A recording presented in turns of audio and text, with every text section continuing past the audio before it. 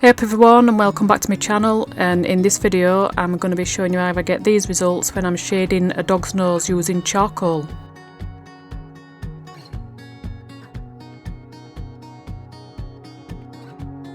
So here you can see I've already made a start. I've already made a start on all portrait at dog, and I've started adding some whites and that kind of thing. And I've obviously drawn the nose out already, and all I'm doing is just going around the outline at nose with the charcoal pencil, and then I'm just going to be adding some little bit of shading to anywhere where the nose looks a bit darker.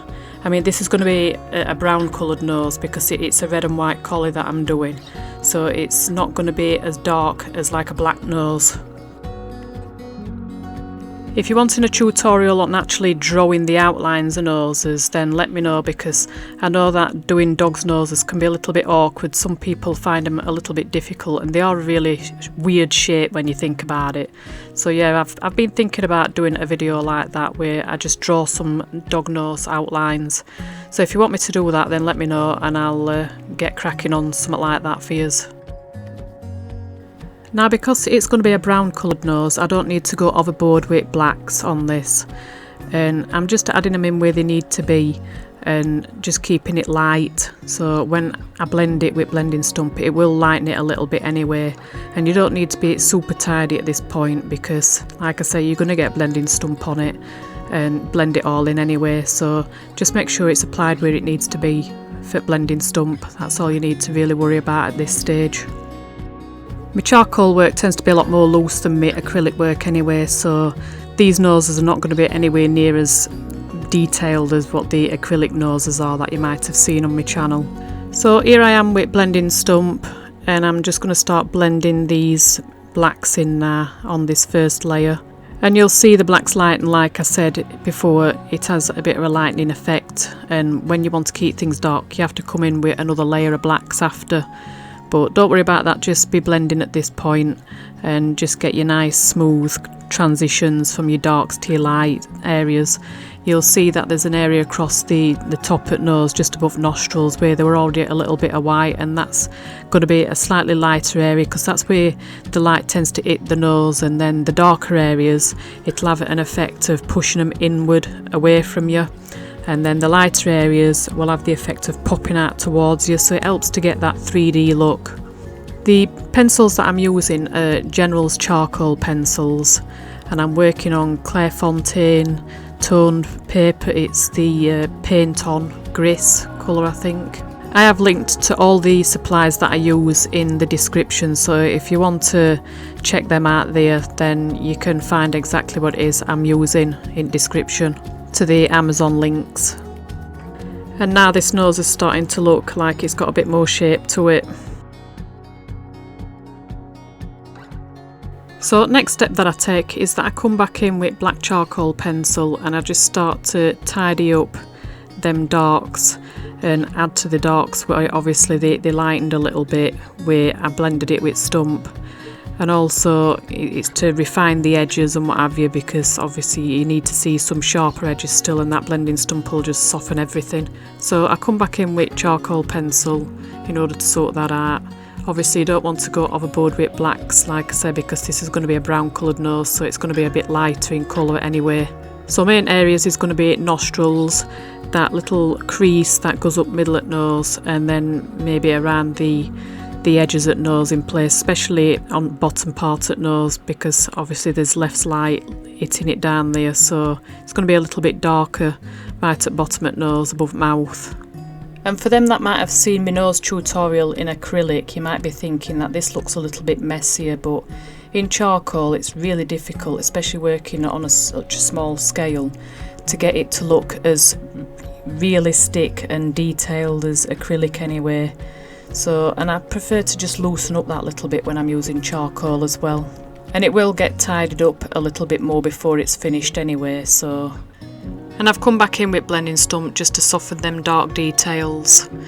And also I want to blend some of that darkness down onto the top at nose there as well. And get all the darker shades and values down before I come in with that white pencil and start finishing it off basically.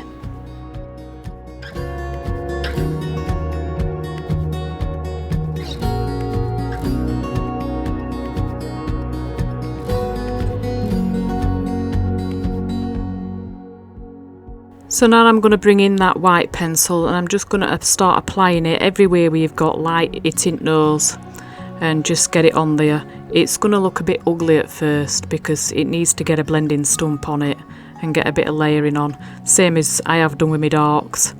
So I just keep applying it to all places on nose where I can see some lighter values.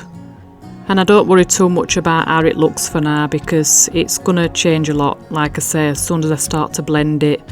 So you get used to these ugly stages in your drawing and your painting and you just get used to knowing how it's going to change once you go on to your next step. Because it'd be easy to think, just looking at this now, that I've just completely ruined it. And if I didn't know any better, I might think same myself, but obviously, because I've done so many of these drawings now, I know how it tends to go. Which you can see now, I'm coming in with blending stump and I'm getting rid of all them scratchy marks and lines and what have you that I've just created with that pencil, and just blending it into nice smooth tones, which sort of give it that nice brown coloured nose look rather than like a black nose. And once all that's blended in, I'll come back with that white charcoal pencil and I'll just start adding some more in way of highlights, but notice that I don't add as many as what I did before. I'm just adding it to the areas where you've got actual lighter highlights, the very lightest values. And I will apologise for my digits getting in way a little bit here. You can't really see what I'm doing very well. Hopefully you can see enough of what I'm doing.